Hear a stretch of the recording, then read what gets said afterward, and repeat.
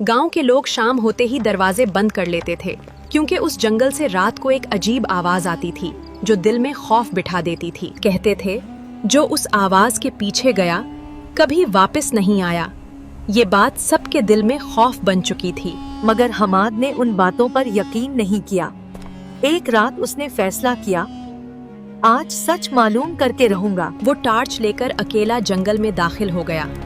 हवा में अजीब सी खामोशी थी, हर तरफ सुनसानी फैली हुई थी। फिर अचानक वही आवाज, कमजोर, मदद मांगती हुई। हमाद का दिल तेजी से धड़कने लगा। आखिरकार वो एक खुले मकाम पर पहुंचा। वहां एक जख्मी हिरन पड़ा था।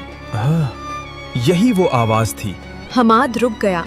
वो चाहता तो वापस जा सकता था, मगर उसने फैसला किया वो उसे छोड़ेगा नहीं। उसने अपना जैकेट उतारकर हिरन के जख्म पर बांध दिया।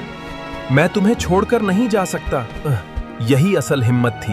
अचानक झाड़ियों में सरसराहट हुई। अंधेरे से एक शिकारी निकला। अब खतरा वाकई सामने था। हमाद हिरन के सामने खड़ा हो गया। पहले मुझे गुजरना होगा। उसी लम्हे फॉरेस्टर्स आ गए और शिकारी पकड़ा गया। अगले दिन सबको हकीकत मालूम हुई। हर खौफनाक आवाज खतरा नहीं होती, कभी कभी वो मदद की पुकार होती है। दोस्तों, इस कहानी से हमें ये सबक मिलता है कि हिम्मत सिर्फ खुद को बचाने का नाम नहीं, कभी किसी और के लिए खड़े होना ही असल बहादुरी होती है।